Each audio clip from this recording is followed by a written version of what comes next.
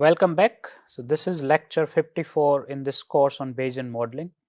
Topic of this lecture is hypothesis testing using Bayes factors. This is an important topic because in behavioral sciences, it all comes down to whether you can test your hypothesis using any statistical inference method that you are using. So we are often interested in testing a hypothesis, and hypotheses are mostly about whether a particular effect is present or not.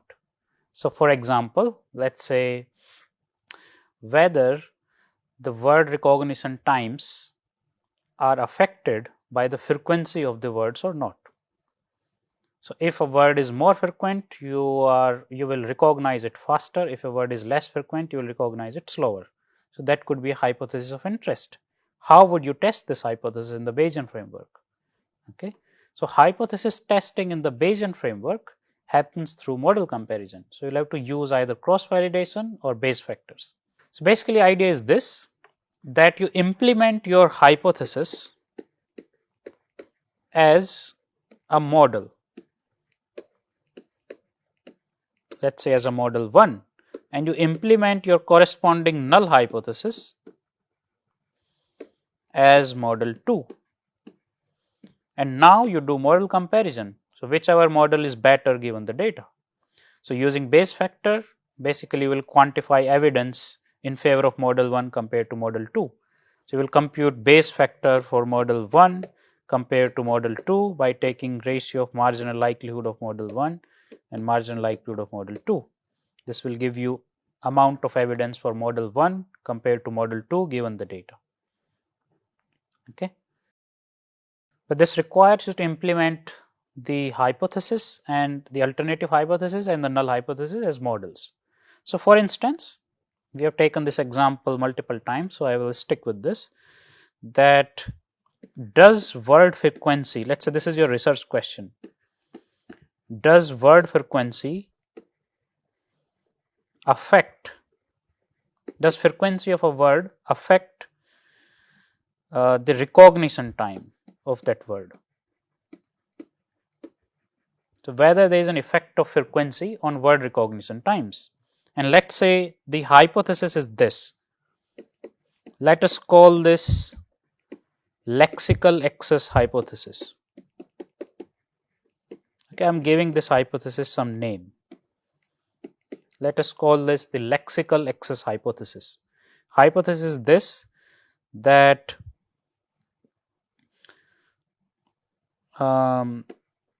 recognition times are affected by word frequency. Or you can make more specific statement like recognition times or recognition is faster for high frequency words. Okay, but what it means is that frequency has an effect on recognition times. So that's your lexical excess hypothesis. But in order to test this, you need a null hypothesis. You need a null hypothesis always in frequentist framework. Here as well, you will need some null hypothesis or some reference, some baseline model, right? So in this case, let's say your null hypothesis is this, that frequency does not affect recognition times. Okay, so frequency has no effect on RTs, on recognition times. Okay, now you will have to implement these two hypotheses as models, and then you will do model comparison. So how you can implement these two hypotheses as model? So let us call it lexical excess hypothesis model, and let us call it null hypothesis model, or let's say zero frequency effect model. Okay, So lexical access hypothesis model could work like this. So let's say recognition time for the ith word comes from a log normal distribution with parameter mu I and sigma, where mu I equals to alpha plus beta into frequency I, okay, such that alpha had some prior, let's say prior of alpha, and beta had some prior, let's say prior on beta. Okay, so beta can have positive or negative values depending on your hypothesis. Here as well, you can assume the same likelihood that RT comes from log normal mu I sigma, mu I equals to alpha plus beta into frequency I, but alpha do have some prior, but beta is equals to 0. That is, frequency does not have any effect on average recognition times. So when beta is 0, there is no effect of frequency. So in this model, we are explicitly saying that beta is fixed as 0. In this model, beta is allowed some positive or negative values. So in this model, beta has some prior. So these two models differ only in one aspect. In this one, beta has a prior. In this one, beta is 0. Okay. Now, when you do model comparison, you can compute marginal likelihood for this, and you can compute Bayes factor. Now, interestingly, these two models differ depending on prior on beta, right? So if you choose different priors on beta, Bayes factors could differ. So let's say this is one prior on beta, this is some another prior on beta. Let us take some realistic example. So let's say prior on beta in this case is 0 normal 0 1. In another model, let's say for another case the prior is normal 0 2, another case normal 0 5, okay, or let's say normal 0 20. What can happen? It's something like this, that for this prior the Bayes factor is high, for this prior Bayes factor is low, for this prior lower, this prior lower. The Bayes factors would change depending on your prior assumption. So it could be the case that you have evidence for the lexical access hypothesis under the assumption that beta is between -1 and let's say -2 and +2. But you have no evidence for your hypothesis under the assumption that beta could be anywhere between -10 and +10. Basically, what it is saying that there is evidence for the lexical hypothesis model under the assumption that the frequency effect is as small as -2 to +2. That frequency effect is a small effect, right? So that can happen. So let's say this is 1. Bayes factor is on y-axis. So this is how hypothesis testing works using Bayes factors, but you will always have to check with different prior assumptions. This is called prior sensitivity analysis. So under different prior assumptions on this parameter of interest, you calculate the Bayes factor. Okay, so it could be the case only under certain prior assumptions you have evidence for the alternative hypothesis, and which is fine because it is very informative. It is telling you that under what assumption about the effect size there is evidence for the model. Okay. Now let us implement a simple example using Monte Carlo integration so that we have more practical understanding of how this hypothesis testing works. Right. So we will continue with the example that we left off in the previous class. In the previous class we were trying to model the road accidents data from a city. So from a city you are given road accidents data from last 5 days, and you are also given data about whether it was a vacation on a particular day. So for example, on the first day there was no vacation, on second and third day there was weekend, so Saturday, Sunday, on third day no vacation, and fourth day it was also working day. Okay, so we build two models. One model assumes that there is an effect of vacation on road accidents. It is called vacation effect model. Another is the null hypothesis model, which assumes there is no effect of vacation on road accidents. Both models assume that the number of road accidents on a day comes from a Poisson distribution with underlying rate parameter lambda, and both assume that lambda is a function of vacation. Basically, it's an exponential function of alpha plus beta into vacation. But in model 1, there is some prior assumed on beta. For model 2, beta is 0. Okay, so that's the difference. Now let us implement these two models, and basically we want to compute marginal likelihood for each model. Okay, so I will do that using simple Monte Carlo integration method for now. Okay, so I can increase the number of samples now because you have two parameters now, not one, alpha and beta. Okay, so that might help. So let's say I choose 5 lakh samples. Now lambda is not the parameter anymore. Parameters that I have are alpha and beta. So let's say alpha I comes from R norm. What mean and standard deviation? So let's choose, so this is importance density, right? So let us choose a mean between,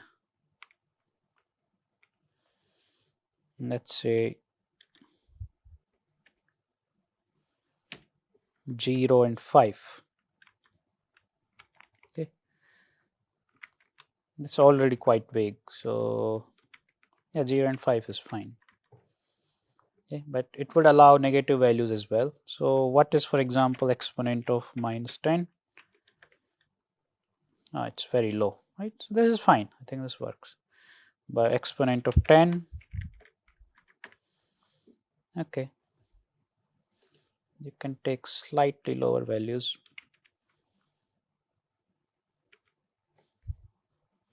I think this is fine. Okay, normal 0.5.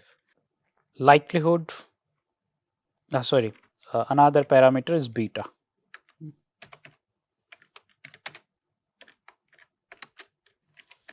So what importance density I can choose for beta?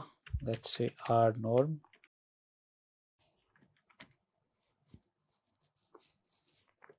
One,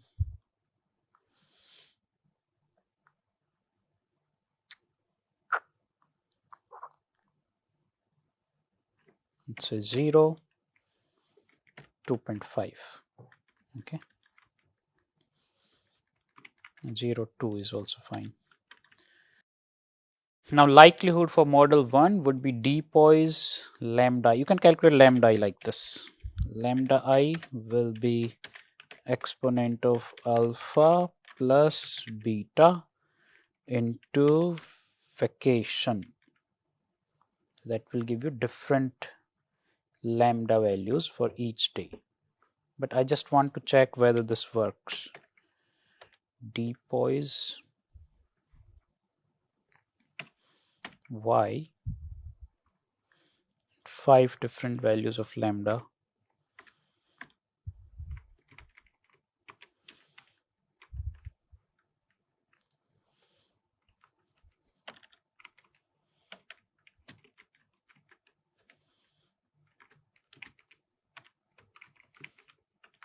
Okay, it works. So this would work. Then prior is, there is no prior on lambda. Now priors are on alpha and beta. So A alpha, what is the prior on alpha? Normal 2, 2. Okay, so this should be D norm.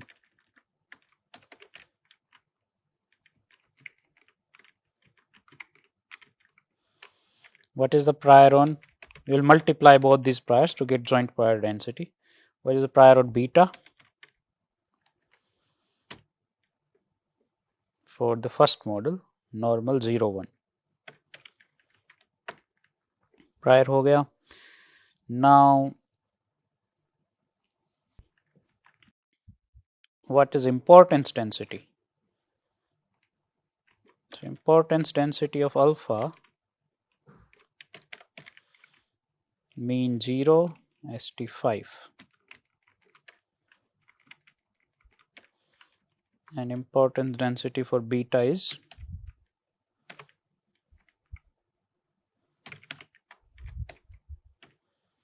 zero, 2. Now I can calculate weighted likelihood, which is likelihood into prior divided by importance density. Fine.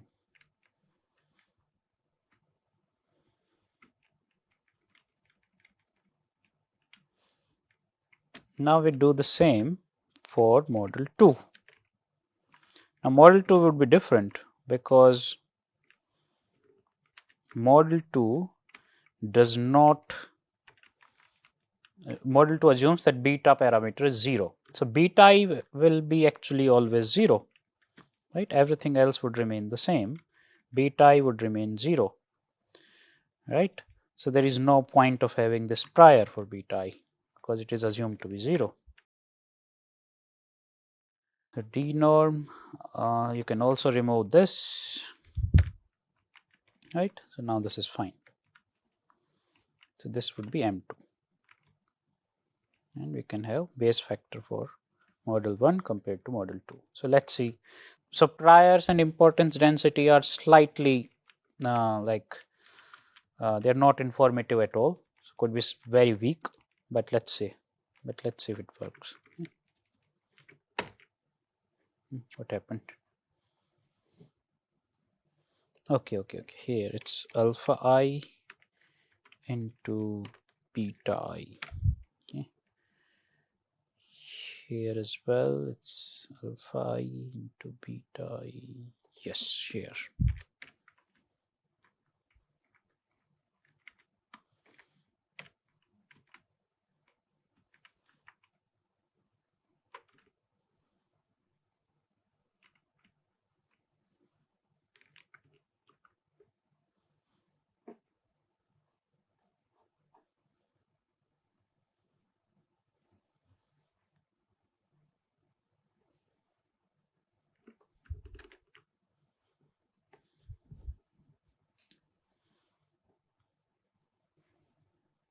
Okay. Yes, so we got a base factor of 8.6. Okay, so it shows that there is some moderate evidence for model 1 compared to model 2. So there is some evidence for the vacation effect model. Okay, so this is good. One thing we should check in this case, especially when you're not sure about your importance density and when you have two parameters, it could be the case that base factor is unstable. So let's see if it gives us a value closer to 8. Okay, then we can be sure the base factors are at least stable. Okay, it giving us value closer to 8, so it's stable. Okay, so that is not the problem. Okay, so we have some evidence, base factor of 8. In what situation? When prior on beta was normal 0 1. Okay, so let me save this information somewhere. Okay, so df bf data frame prior normal 0 1. Okay, what was the base factor? 8.6. Okay, I will store for other priors as well. Okay, so let us change the prior now. Let us make this normal 0 0.1. Okay, so this is much smaller. Okay, everything else remains the same. So this prior assumption is basically to assume that there is a very small effect of vacation on road accidents.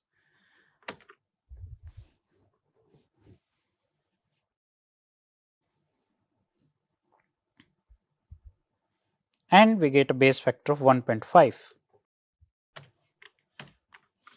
Basically, I think it is allowing values too small, which is basically it's not giving you anything, right? So this is for which prior? Normal 0 0.1. Let us try for normal 0.5.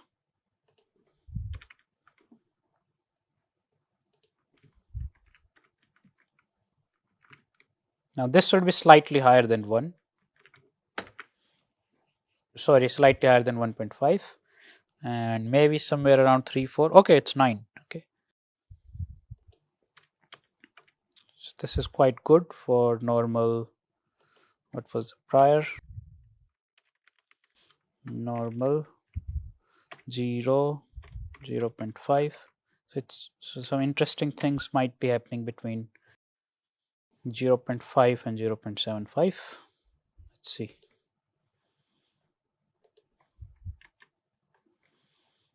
How about I choose 0.75?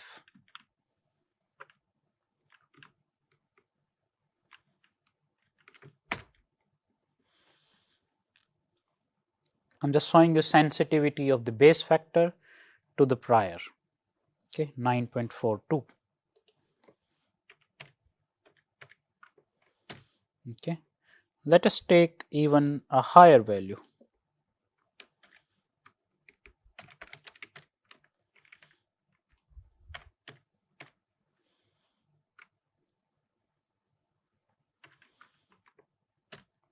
Let us say normal 0.5. Okay, that's very high.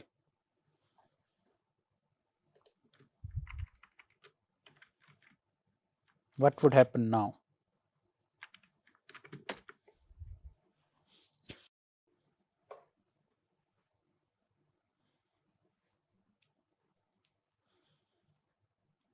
So we are manipulating only this prior because this is the only parameter that differs between model 1 and model 2.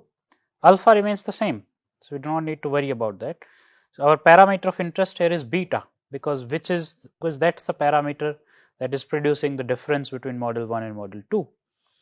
Okay, so that's why we are testing prior sensitivity with beta parameter.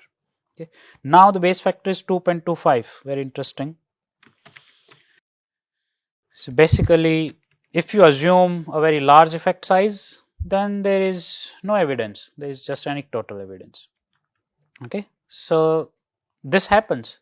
So only in a certain range. So when you assume that beta values are, let's say, somewhere around, let's say, -1 to +1, only within that range there is some evidence for the vacation effect model.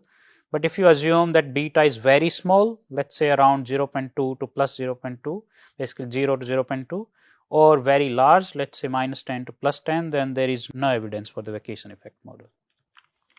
Okay. You can actually plot this to see how it looks like.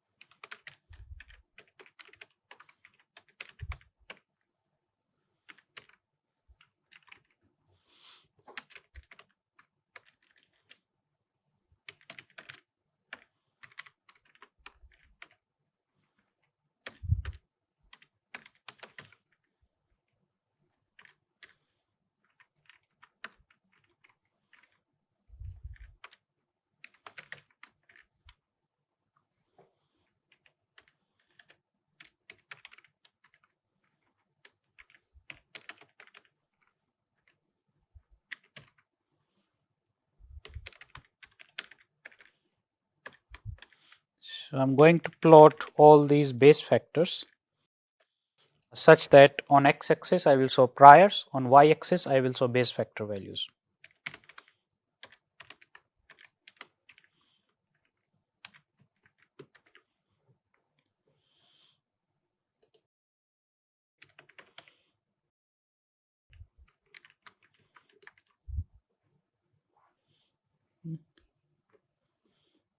It happened.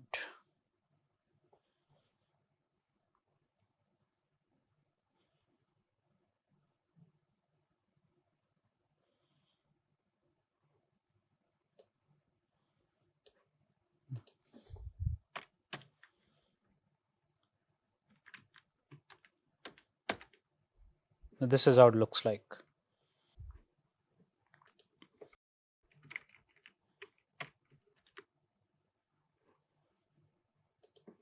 So there is some base factor, in fact greater than 7 for these 3 prior assumptions, and a small basically anecdotal evidence for these extreme prior assumptions. This is a good illustration.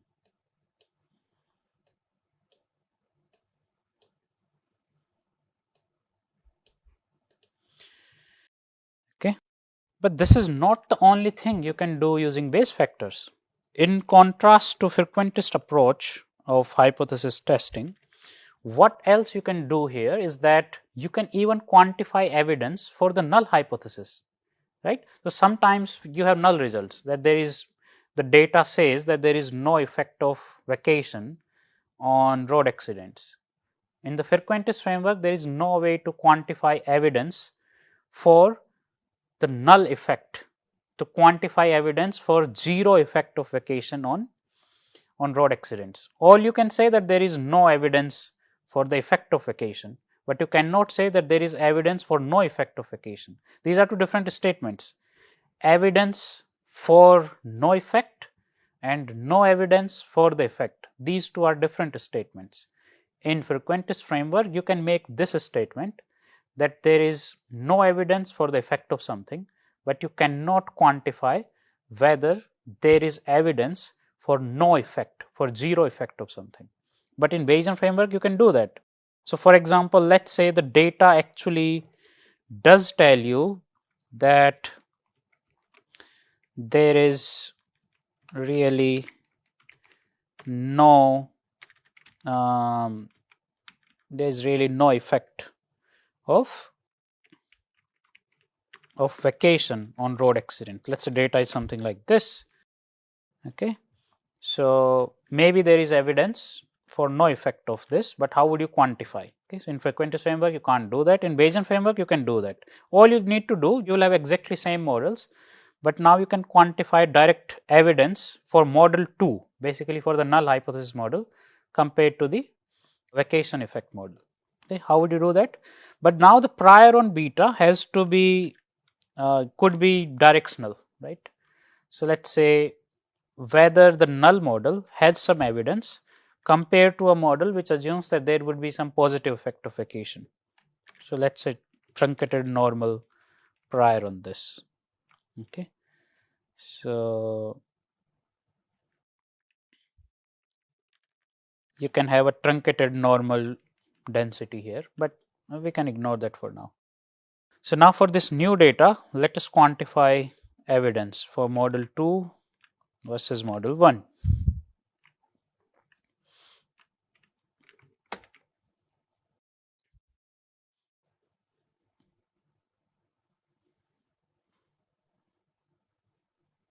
Yes. So you got a base factor in favor of model 1 is 0.05. So you can calculate base factor in favor of null model, which is model 2 compared to the vacation effect model, and that would be 1 by BF12. Basically, it's the ratio of marginal likelihood of model 2 with respect to 1. So marginal likelihood of model 2 divided by model 1. So this would be 1 by BF12. Okay. So BF21 you obtain is 18. So you are getting evidence for the null hypothesis model compared to the alternative model.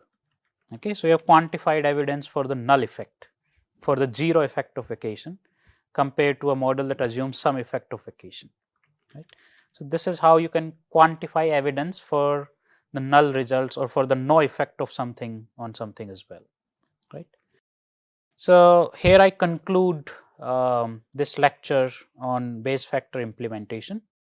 So there are 2-3 interesting things. One is that base factor uses prior predictions. So it compares prior predictions against observed data. So that's the measure of predictive accuracy we have here. So that's why it is always sensitive to the choice of priors. Okay, so what kind of priors you choose on your parameters of interest. So base factor would be sensitive to that. Right, so that's why we always do base factor analysis under different prior assumptions. One is that. Second, you can reliably compute base factor using Monte Carlo integration for simple models, right, that we have done here. Third, you can use Bayes factor to quantify evidence even for the null hypothesis, which is not possible in frequentist framework, right? So this is the utility of hypothesis testing in the Bayesian framework. Now in the next lecture, we will use the bridge sampling package. So we will do one example using bridge sampling package. So we'll calculate the Bayes factor, but using an already available package, so that you can implement Bayes factor analysis even for more complex models, which can be implemented with BRMS. Okay, so we'll do that in the next lecture. All right, thank you very much. I'll stop here.